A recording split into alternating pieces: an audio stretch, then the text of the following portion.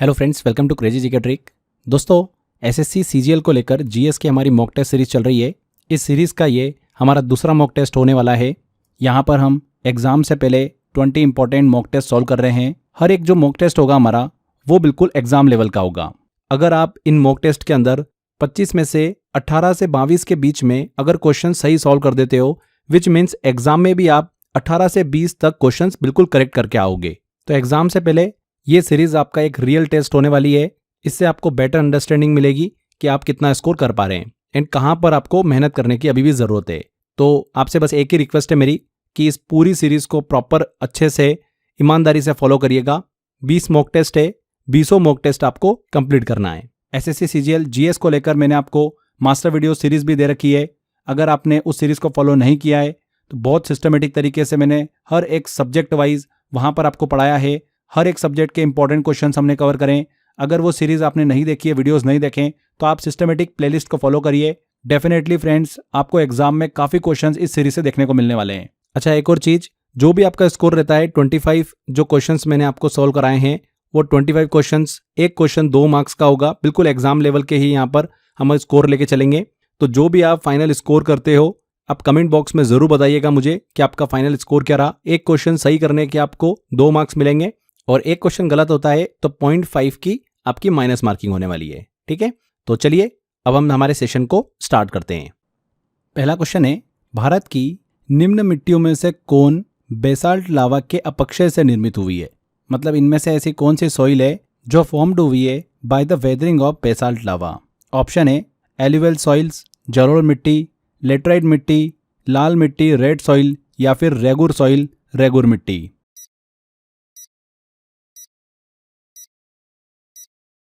इसका correct answer है regur soil. Regur मिट्टी को हम काली मिट्टी भी कहते हैं। यह मिट्टी बेसाल्ट लावे के अपक्षय मतलब वेदरिंग से बनी है। ये मुख्यतः डेक्कन ट्रैप क्षेत्र जो है, डेक्कन ट्रैप रीजन, उसमें पाई जाती हैं, जिसमें महाराष्ट्र, मध्य प्रदेश, गुजरात, कर्नाटक और आंध्र प्रदेश शामिल हैं। इस मिट्टी की अगर विशेषताओं की बात करें तो यह मिट्टी नमी को रोक कर रखने में सक्षम होती है। मॉइस्चर को रिटेन करने की कैपेसिटी अच्छी खासी होती है। इस वजह से ये कपास की खेती के लिए सबसे ज़्यादा उपयुक्त मानी जाती है, काली मिट्टी। इसके अलावा इसमें मैग्नीशियम और आयरन कंटेंट जो है, लोह तत्व, वो भी अधिक होता है, लेकिन नाइट्रोजन और फास्फोरस की कमी पाई जाती है। तो यहाँ पर रेगुर सॉइल, डी आंसर बिल्कुल करेक्ट होगा। अगला क्वेश्चन है, नीचे दिए गए विटामिन और उनके रासायनिक नाम को सही से जोड़े। कॉलम ए में विटामिन के नाम दे रखें एंड कॉलम बी में केमिकल नेम हमको दे रखें। मैच करना है इसको। चलिए मैच करते हैं। विटामिन ए का केमिकल नेम क्या होता है? रेटिनॉल होता है। विटामिन B12 का होता है कोबालमिन। विटामिन सी का होता है ascorbic acid and vitamin D का होता है कोलेकैल्सिफेरॉल।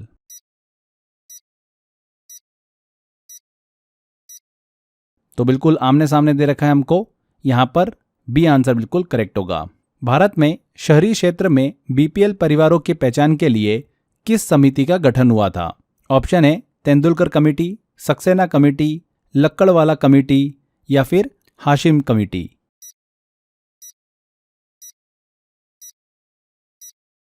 करेक्ट आंसर होगा इसका हाशिम कमेटी। भारत सरकार ने 2012 में हाशिम कमेटी का गठन किया था ताकि अर्बन एरियाज जो है, शहरी क्षेत्र, वहां पर बीपीएल परिवारों की सटीक पहचान की जा सके। बीपीएल मतलब बिलो पॉवर्टी लाइन। इस समिति की सिफारिशें क्या थी?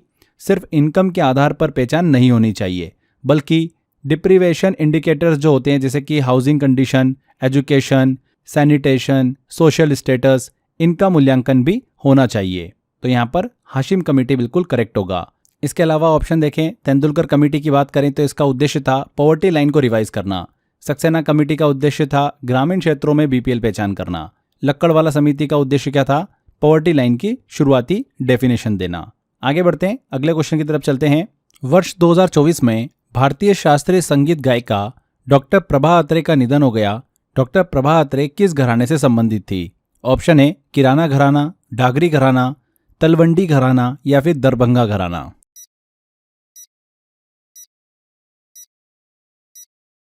करेक्ट आंसर है इसका किराना घराना। डॉक्टर प्रभा अत्रे भारत की जानी मानी शास्त्रीय गायिका, क्लासिकल सिंगर थी। ये किराना घराना से संबंधित थी।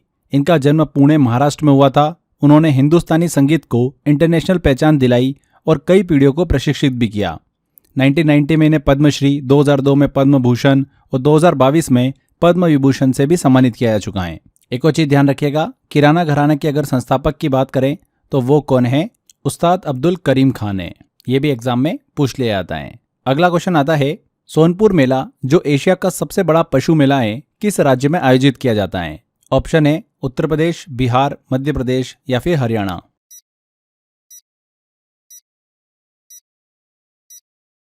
सोनपुर मेला एशिया का सबसे बड़ा पशु मेला है। यह हर साल बिहार के सोनपुर शहर में कार्तिक पूर्णिमा पर आयोजित किया जाता है। ये मेला करीब 1 महीने तक चलता है। इसमें हाथी, घोड़े, गाय, बैल, बकरी, इन सभी जानवरों की बड़ी संख्या में खरीद बिक्री देखने को मिलती है। साथ ही इसमें फोक डांस, झूले, स्थानीय हस्तशिल्प, हैंडीक्राफ्ट्स ये भी शामिल होते हैं। तो किस राज्य में आयोजित किया जाता है? बिहार में। नेक्स्ट है 97वें ऑस्कर अवार्ड 2025 में बेस्ट पिक्चर का पुरस्कार किस फिल्म ने जीता है? ऑप्शन है Anora, the silent echo, midnight sun या द लास्ट हॉरिजॉन।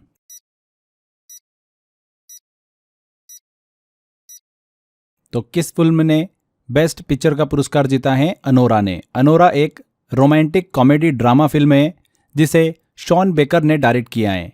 यह फिल्म 2025 के ऑस्कर अवार्ड में बेस्ट पिक्चर की विजेता बनी है। फिल्म की स्टोरी टेलिंग और अभिनय की काफ़ी सराहना भी हुई। इस फिल्म ने इसके अलावा और भी कई बड़े अवार्ड्स भी अपने नाम किए हैं। ऑस्कर अवार्ड के ऊपर मैंने एक डेडिकेटेड वीडियो बना रखा है, ट्रिक वाला वीडियो है। ट्रिक से मैंने आपको सारे जो भी विनर्स रहे हैं उनका नाम मैंने आपको याद करा रखा है। तो एक बार वीडियो देख लीजिएगा, आपको रटने की ज़रूरत नहीं पड़ेगी, ट्रिक से तुरंत एग्जाम में क्लिक हो जाएगा।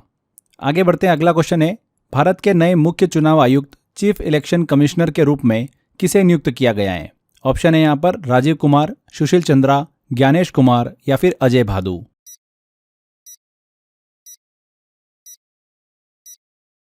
तो फरवरी 2025 को ज्ञानेश कुमार को भारत का 26वां मुख्य चुनाव आयुक्त चीफ इलेक्शन कमिश्नर के रूप में नियुक्त किया गया। उन्होंने राजीव कुमार की जगह लिए जो कि 25वें चीफ इलेक्शन कमिश्नर थे। मुख्य चुनाव आयुक्त की बात करें तो भारत के सबसे महत्वपूर्ण संवैधानिक पदों में से एक होता है जो देश में चुनावों की निष्पक्षता को सुनिश्चित करता है। यहाँ पर सी आंसर। यहाँ पर दोस्तों आगे अगला क्वेश्चन लें उससे पहले छोटी सी इन्फॉर्मेशन आप सभी के लिए। एसएससी सीजीएल की आप तैयारी कर रहे हो एग्जाम की, उसके लिए स्पेशल पैकेज हमने लॉन्च किया आपके लिए, जिसमें हमने आपको 10,000 जीएस के वन लाइनर दिए हैं, मैथ्स टॉपिक वाइज ई बुक प्रोवाइड करिए, रीजनिंग की टॉपिक वाइज ई बुक दिए, इंग्लिश की टॉपिक वाइज ई बुक दिए, प्रीवियस ईयर जो क्वेश्चंस हैं एसएससी के 2023, 2022, 2024 इन सब ईयर का हमने आपको एक प्रॉपर एनालिसिस करके दिया है, जिससे आपको आइडिया लगेगा कि किस तरीके के क्वेश्चन, किस टॉपिक से ज़्यादा क्वेश्चंस पूछे जाते हैं। 30 मॉक टेस्ट हमने आपको दिए हैं, लास्ट 2 ईयर का करंट अफेयर दिया है इस पैकेज में, मैराथन पीडीएफ हमने आपको प्रोवाइड करी है। ये सारा 350 रुपये के आसपास की प्राइसिंग होती है, जो कि आपको सिर्फ स्पेशल ऑफर में 49 रुपीज़ में मिल रही है। तो इस पैकेज को लेंगे, ये सारा कंटेंट आपको मिल जाएगा। यकीन मानिए फ्रेंड्स, ये आपके नॉलेज को ना सिर्फ अपग्रेड करेगा बल्कि एग्जाम में आपके स्कोर को भी 40 से 50% तक सीधा बूस्ट कर सकता है। ये सिर्फ एक कोर्स नहीं बल्कि आपके सिलेक्शन की एक स्मार्ट स्ट्रेटेजी भी है। तो अगर आप ये पैकेज एनरोल करना चाहते हैं तो डिस्क्रिप्शन बॉक्स और कमेंट बॉक्स में लिंक दे रखा है। इसके अलावा क्रेजी जीके ट्रिक एप्लीकेशन पर जाएंगे, वहाँ से भी आप इसको एनरोल कर सकते हैं। तो एक छोटी सी इन्फॉर्मेशन थी आप सभी के लिए, आई होप आपको पसंद आई होगी। चलिए वापस आते हैं हमारे क्वेश्चन पर। अगला है, थांगका चित्रकला शैली में किस धर्म के देवताओं को दर्शाया गया है? ऑप्शन है इस्लाम, बुद्धिज्म, जुडाइज्म मतलब यहूदी धर्म या फिर हिंदुज्म।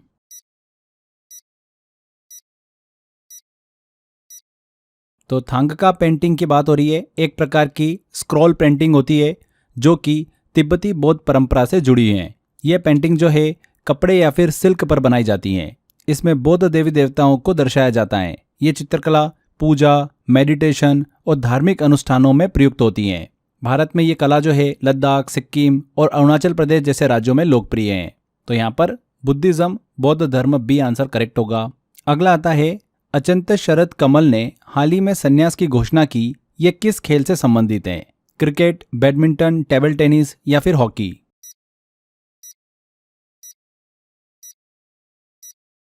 तो अचंत शरद कमल भारत के सबसे सफल टेबल टेनिस खिलाड़ियों में से एक हैं।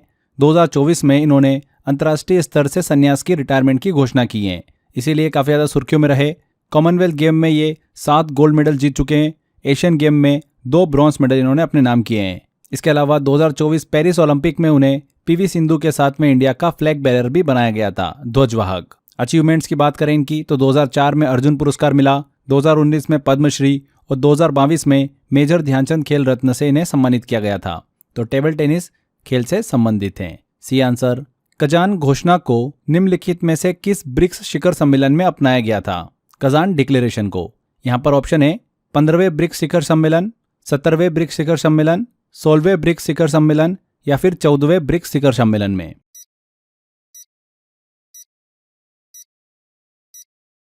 तो किस शिखर सम्मेलन में अपनाया गया? 16वें ब्रिक्स शिखर सम्मेलन में अपनाया गया था। कजान डिक्लेरेशन को 2024 में रूस के कजान शहर में आयोजित 16वें ब्रिक्स समिट में अपनाया गया। इस समिट में ग्लोबल साउथ देशों के बीच सहयोग को बढ़ाने और इंक्लूसिव एंड सस्टेनेबल गवर्नेंस पर जोर दिया गया। इसके बाद अगर जो हम 17वें ब्रिक्स शिखर सम्मेलन की बात करें तो ब्राजील के रियो डी जेनेरियो में आयोजित होगा।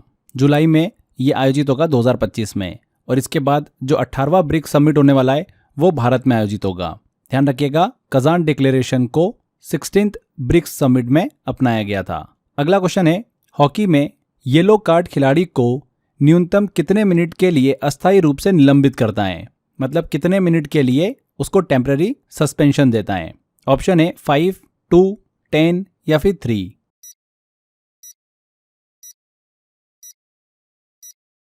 तो हॉकी में येलो कार्ड जो होता है ये वार्निंग और पेनल्टी का संकेत देता है। जब खिलाड़ी बार बार फाउल करता है या फिर बोल सकते हैं कि अनुशासनहीनता दिखाता है तो उसे कम से कम 5 मिनट के लिए मैदान से बाहर कर दिया जाता है। इस दौरान उसकी टीम जो होगी वो एक खिलाड़ी कम होकर ही खेलती है, जो टीम की रणनीति पर भी असर डाल सकता है। इसमें एक और कार्ड होता है रेड कार्ड, जो कि सीवियर केस में दिया जाता है। उसमें 10 मिनट या फिर पूरे मैच तक भी खिलाड़ी को निलंबित किया जा सकता है। यहाँ पर येलो कार्ड की बात हो रही है तो 5 मिनट।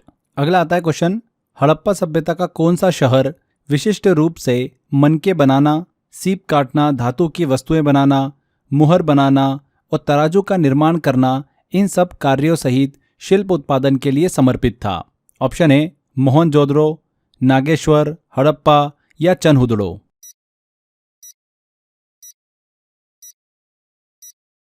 तो करेक्ट आंसर होगा इसका चनहुदड़ो। हड़प्पा सभ्यता का एक प्रमुख नगर था जो आज के पाकिस्तान के सिंध क्षेत्र में स्थित था। यह नगर खास तौर पर क्राफ्ट प्रोडक्शन, शिल्प निर्माण के लिए प्रसिद्ध था।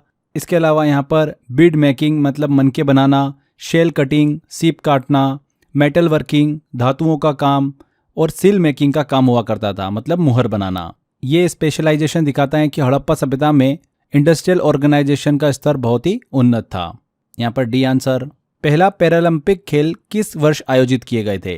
फर्स्ट पैरालंपिक गेम की बात हो रही है। 1962, 1960, 1964 या 1961?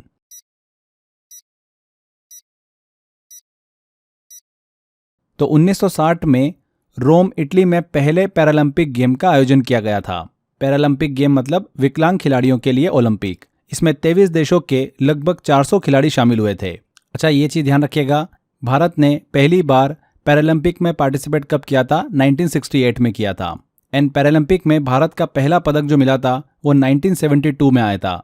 मुरलीकांत पेटकर, जिनके ऊपर एक मूवी भी बनी हुई है, उन्होंने तैराकी में स्वर्ण पदक जीता था, वो भी वर्ल्ड रिकॉर्ड के साथ। आपने चंदू चैंपियन मूवी देखी होगी, वो मूवी उन्हीं पर ही बेस्ड है। यहाँ पर पूछा गया पहला पैरालंपिक खेल किस वर्ष आयोजित किए गए थे? तो 1960 में। अगला है, निम्न द्वीपों आइलैंड के युग्मों में से कौन सा 9 डिग्री चैनल द्वारा अलग किया जाता है?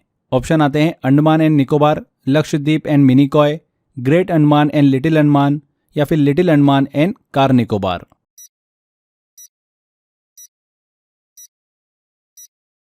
तो 9 डिग्री चैनल की बात करें, भारतीय समुद्री क्षेत्र का एक प्रमुख जलमार्ग है। यह मिनिकॉय आइलैंड और शेष लक्षद्वीप को अलग करता है। यह जल संधि लक्षद्वीप यूनियन टेरिटरी के अंतर्गत आती है। चैनल का नाम इसलिए पड़ा क्योंकि यह 9 डिग्री नॉर्थ लैटिट्यूड पर स्थित है। तो यहाँ पर B answer, Lakshadweep and Minicoy. अगला आता है, केंद्रक और कोशिका झिल्ली, न्यूक्लियस एंड सेल मेम्ब्रेन की बात हो रही है। उसके मध्य एक जेली के समान मौजूद पदार्थ जो होता है, सब्सटेंस जो होता है, उसे क्या कहते हैं? Plasma, cell wall, plasma membrane या फिर साइटोप्लाज्म कोशिका द्रव्य।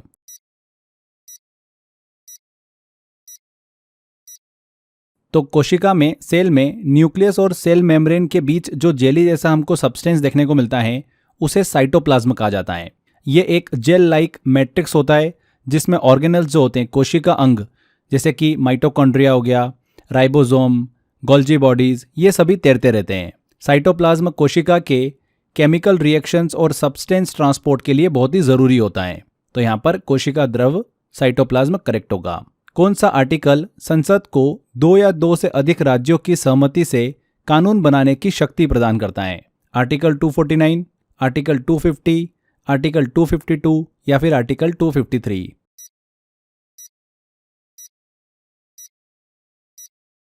तो आर्टिकल 252 जो है, इसके अनुसार अगर 2 या 2 से अधिक राज्य विधानसभा में प्रस्ताव पारित करके यह चाहे कि किसी स्टेट लिस्ट के विषय पर संसद कानून बनाए तो संसद को यह शक्ति मिलती है।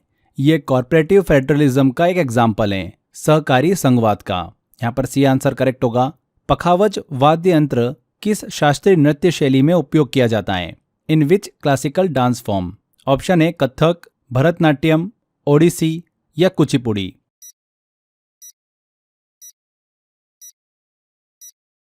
तो पखावज इंस्ट्रूमेंट जो है एक पारंपरिक परकशन इंस्ट्रूमेंट है, ताल वाद्य है जो दोनों तरफ से हाथों से बजाया जाता है। ये विशेष रूप से ओडिसी डांस में प्रयोग होता है जो ओडिशा राज्य की शास्त्रीय नृत्य शैली है। ओडिसी में रिदम, ग्रेस और एक्सप्रेशन बहुत ही महत्वपूर्ण माने जाते हैं और पखावज इन सभी को और प्रभावी बनाता है। तो ओडिसी सी आंसर। आवर्त सारणी पीरियोडिक टेबल के समूह 1 की कौन सी नरम धातु, सॉफ्ट मेटल, हवा के संपर्क में आने के कुछ ही सेकंड में धूमिल हो जाती हैं? ऑप्शन देखते हैं, बेरियम, सोडियम, स्ट्रोंशियम या फ्रेंसियम?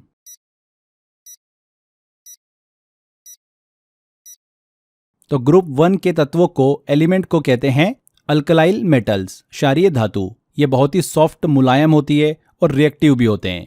इसमें से सोडियम इतनी सॉफ्ट होती है कि इसे चाकू से भी काट सकते हैं।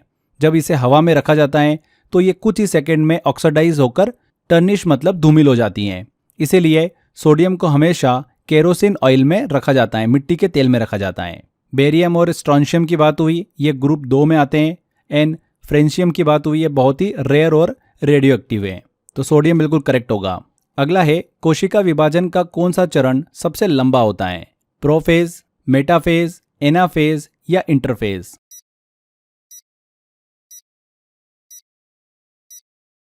तो करेक्ट होगा इंटरफेज। इंटरफेज कोशिका विभाजन, सेल डिवीजन का सबसे लंबा चरण होता है। इसमें एक्चुअल डिवीजन नहीं होता बल्कि कोशिका तैयारी, प्रिपरेशन करती हैं। सेल जो होती है अपने जीवन का अधिकतर समय जो होती है वो इंटरफेस में ही बिताती हैं। तो यहाँ पर डी आंसर।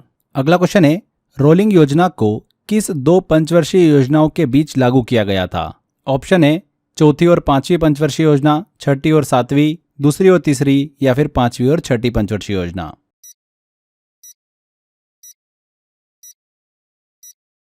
तो रोलिंग योजना की शुरुआत 1978 में प्रधानमंत्री मोरारजी देसाई की सरकार ने की थी। यह योजना 5th ईयर प्लान और 6th प्लान के बीच में लागू की गई थी। इसमें कोई फिक्स 5 ईयर टारगेट नहीं होता था बल्कि हर साल इवेल्युएशन और मॉडिफिकेशन किया जाता था। इसमें फ्लेक्सिबिलिटी थी लेकिन लॉन्ग टर्म विजन की कमी भी थी। 1980 में जब इंदिरा गांधी वापस सत्ता में आई तो रोलिंग प्लान को खत्म करके 6th प्लान लागू किया गया था। यहाँ पर डी आंसर सही होगा, 5वीं और 6ठी पंचवर्षीय योजना के बीच में। अगला आता है क्वेश्चन, 18वीं लोकसभा चुनाव 2024 में कितनी महिला सांसद चुनी गई? 78, 74, 69 या 82?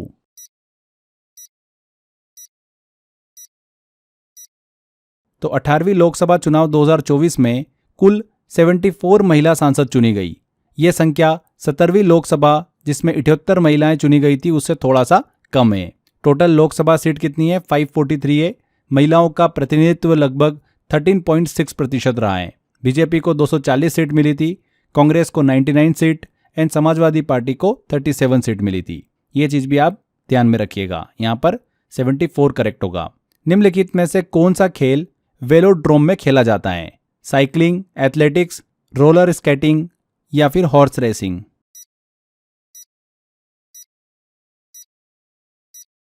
तो वेलोड्रोम एक स्पेशल ट्रैक होता है जिसमें साइकिलिंग रेस होती हैं। ट्रैक जो होता है वो ओवल शेप का होता है और किनारे ऊपर की तरफ झुके हुए होते हैं, जिससे साइकिलिस्ट तेजी से मुड़ पाते हैं। ओलंपिक्स और एशियन गेम्स में ट्रैक साइकिलिंग इवेंट वेलोड्रोम में ही होते हैं। तो साइकिलिंग जो है ये खेल वेलोड्रोम में खेला जाता है। A answer. इमरजेंसी के दौरान किन आर्टिकल के तहत मौलिक अधिकार निलंबित किए जा सकते हैं? ऑप्शन है आर्टिकल 19, आर्टिकल 20, आर्टिकल 14 और आर्टिकल 21।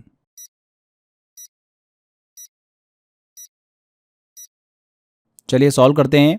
देखिए आर्टिकल 19 की बात करें तो इमरजेंसी के समय में ऑटोमेटिकली सस्पेंड हो जाता है, स्पेशली वॉर या फिर एक्सटर्नल एग्रेशन पर बेस्ड इमरजेंसी में। आर्टिकल 14 की बात करें तो इक्वालिटी बिफोर लॉ, इसे भी प्रेसिडेंशियल ऑर्डर के जरिए सस्पेंड किया जा सकता है अंडर आर्टिकल 359। आर्टिकल 20 एंड 21 की बात करें तो ये दो मौलिक अधिकार कभी भी सस्पेंड नहीं किए जा सकते, चाहे कैसी भी इमरजेंसी क्यों ना हो। तो अब यहाँ पर देखिए बोला जा रहा है कि किन आर्टिकल के तहत मौलिक अधिकारों को आपातकाल के दौरान निलंबित किया जा सकता है। तो आर्टिकल 19 एंड आर्टिकल 14 को निलंबित किया जा सकता है। तो सी ऑप्शन देखिए 1 एंड 3।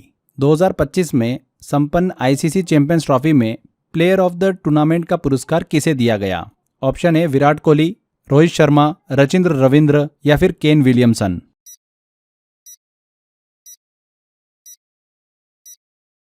तो आईसीसी चैंपियंस ट्रॉफी 2025 का आयोजन 19 फरवरी से 9 मार्च 2025 तक पाकिस्तान और दुबई में हुआ। भारत ने न्यूजीलैंड को फाइनल में 4 विकेट से हराकर ये ट्रॉफी अपने नाम करी है।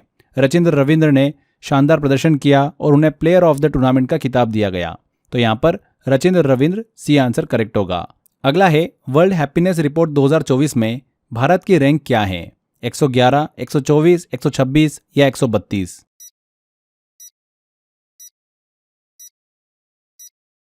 तो वर्ल्ड हैप्पीनेस रिपोर्ट 2024 को 20 मार्च 2024 को United Nations sustainable development solution network ने जारी किया था, जिसमें भारत की रैंक 126 रखी गई। पिछले साल भी यही थी। कुल 143 देशों में भारत को रैंक मिली है 126। टॉप 3 देश कौन कौन से हैं? Finland, Denmark and Iceland. Last स्थान जो दिया है वो अफगानिस्तान को दिया है। तो 126 सी आंसर। तो यहाँ पर हमारा ये टेस्ट कंप्लीट होता है। जो भी आपका स्कोर रहा है इस टेस्ट के अंदर 25 में से आपने कितने क्वेश्चन सही करे हैं, जितने भी क्वेश्चन आपने सही करें उसमें 2 का मल्टीप्लाई हो जाएगा, क्योंकि एक क्वेश्चन 2 मार्क्स का है। एंड जितने क्वेश्चन आपने गलत करें उसकी 0.5 की माइनस मार्किंग होगी। उसके हिसाब से आपका जो भी फाइनल स्कोर हो रहा है वो आपको यहाँ पर कमेंट में बताना है। ठीक है, ईमानदारी से बताइएगा अपना स्कोर, जिससे कि धीरे धीरे आप मेहनत करके अच्छे स्कोर तक पहुंच पाओ। तो ये था हमारा दूसरा टेस्ट। आई होप आपको मज़ा भी आया होगा एंड जहाँ पर आपकी गलती हो रही है वो पॉइंट भी आपको समझ में आया होगा। बस ऐसे ही लगातार अच्छे से मेहनत करते रहो। एसएससी सीजीएल को लेकर लास्ट टाइम रिवीजन के लिए मैंने आपको 100 आवर जीएस का मेरा कोर्स दे रखा है, उसको अच्छे से पढ़ते रहो, रिवीजन करते रहो फ्रेंड्स। सिस्टमेटिक तरीके से to the point exam oriented content मैंने आपको प्रोवाइड कर रखा है। मात्र 500 रुपये का कोर्स है। बहुत सारे बच्चों ने लिया है कोर्स वो, और लगातार अच्छे से पढ़ रहे हैं। बस ऐसे ही पढ़ते रहो। जिन भी स्टूडेंट्स ने नहीं लिया है, डिस्क्रिप्शन बॉक्स और कमेंट बॉक्स में लिंक दे रखा है, वहां पर क्लिक कर आप कोर्स को एनरोल कर सकते हैं। 5 मंथ की वैलिडिटी है। हिंदी एंड इंग्लिश मिक्स में मैंने पढ़ाया हुआ है। प्रॉपर लेक्चर मिल जाएंगे आपको, क्लास नोट्स भी मिल जाएंगे एंड प्रैक्टिस के लिए मॉक टेस्ट भी दे रखे हैं। इसके अलावा ज्वाइन करने का जो ऑप्शन है वो क्रेजी जीके ट्रिक एप्लीकेशन पे भी आपको मिल जाएगा। आप एप्लीकेशन ओपन करेंगे, फाउंडेशन कोर्स वाला आपको ऑप्शन दिखेगा, इसमें जाएंगे तो कोर्स बाय अक्षय सर है फोल्डर, इसमें आप जाकर ज्वाइन कर सकते हैं। तो आज के सेशन को यहीं एंड करते हैं। आई होप आपको वीडियो अच्छा लगा है। ज़्यादा से ज़्यादा वीडियो को शेयर कर दीजिएगा एंड कमेंट करके ज़रूर बताइएगा कि वीडियो कैसा लगा। आपने अभी तक फ्रेंड्स अगर चैनल को सब्सक्राइब नहीं करा है तो सब्सक्राइब कर लीजिए, क्योंकि ऐसे ही बहुत ही informative and to the point exam oriented content मैं आपके लिए लेकर आता रहता हूँ। तो मिलते हैं अगले वीडियो में। Till then bye bye.